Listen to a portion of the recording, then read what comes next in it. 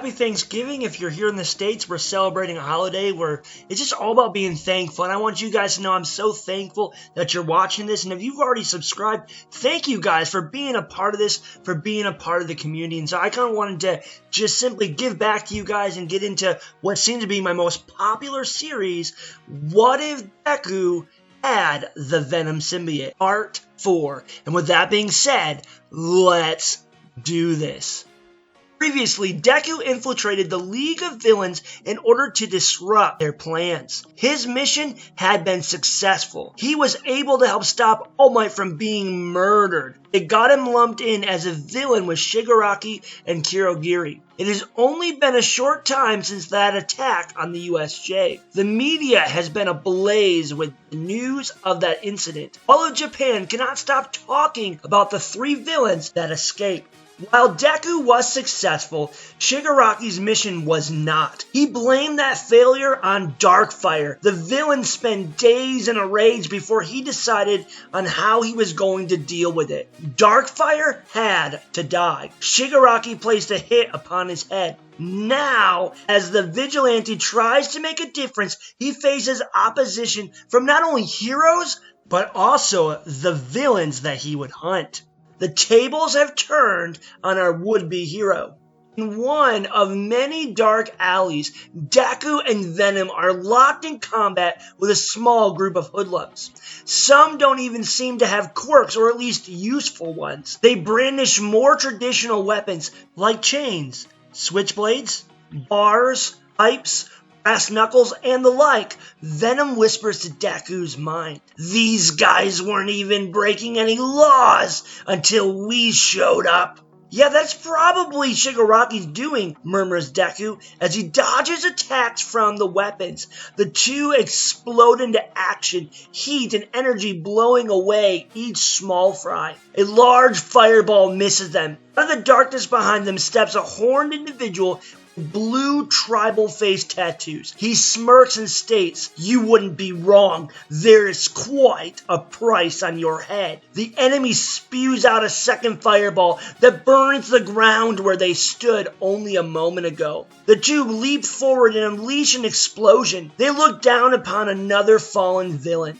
Venom's irritation is evident in Deku's mind as he says, "We never should have joined Shigaraki's gang." "Well, maybe not, but we couldn't just let them hurt those students and kill All Might," replies Deku as he drags the hoodlums into a pile and wraps them up with one of their own chains. "So we became a villain in order to be a hero? How does that make sense? Your sense of justice seems to be a bit skewed these days, Izuku." As he hears Venom's last words, he finds himself pulling on the chains too tightly. Those trapped within them emit a groan of pain. Deku drops the chain. Leaping away, he propels himself up to the top of a building. He ignores the quip about his sense of justice and replies, "Sometimes life doesn't make sense. It doesn't make sense that everyone else was born with a quirk and I wasn't.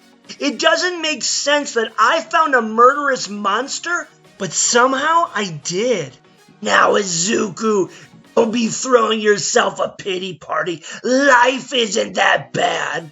We are Darkfire. We become villains to be heroes. We save under the banner of villainy." Those last 2 sentences drip sarcasm. Deku still finds them oddly uplifting. "You seem to finally be warming up to that name, huh, Venom?"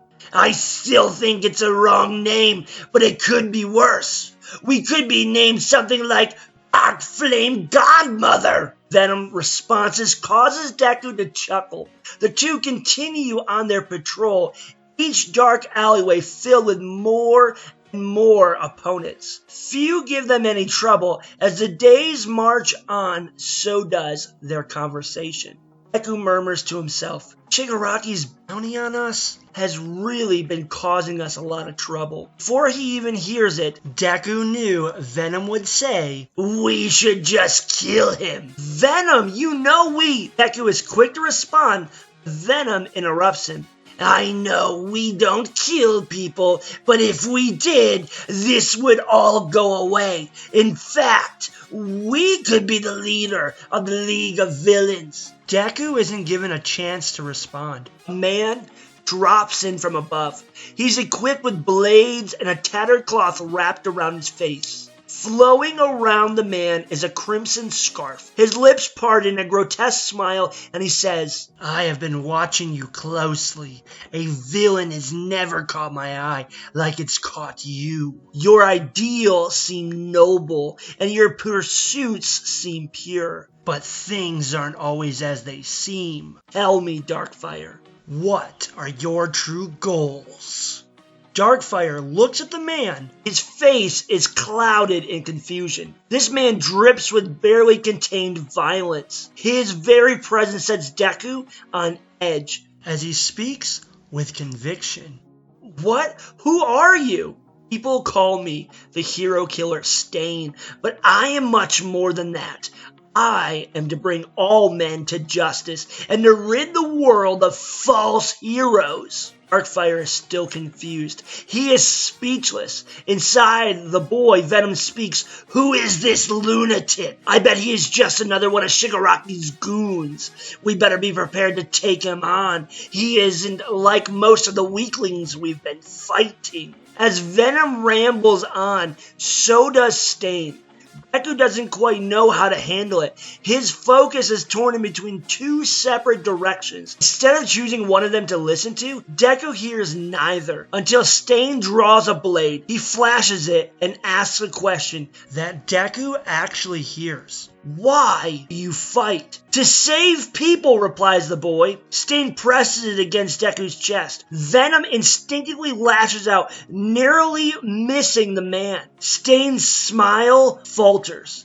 I believe you. There is truth in your words. You may be pure, but the thing inside you is not. Tell me, boy, can you really be a hero while you're wearing a monster? That last question, Deku and Venom are left alone. Stain might be gone, but his words hang in the air.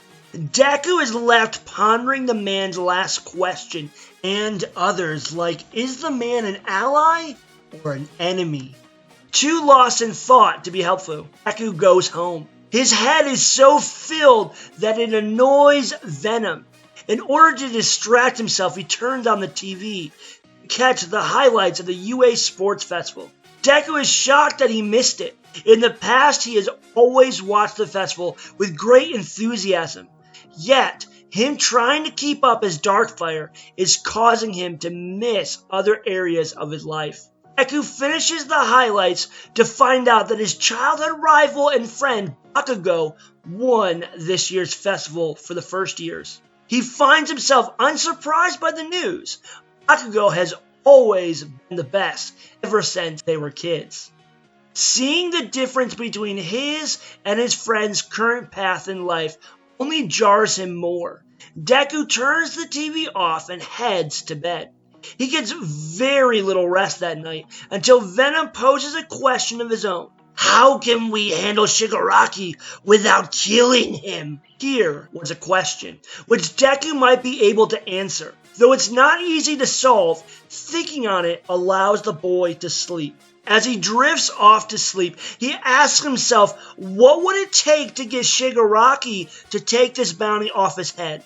What does he still have to offer to Shigaraki alive? Why is he more used to him alive than dead?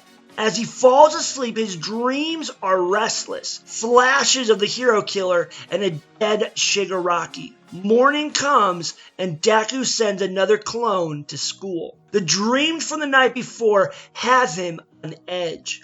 As Venom engulfs him, Deku states, we need to pay Shigaraki a visit. And with that, guys, we're going to conclude part 4. Thank you so much for checking this out. Make sure that you subscribe and hit that notification bell so that you don't miss out when I post the next part. And with that being said, guys, we will see you next time.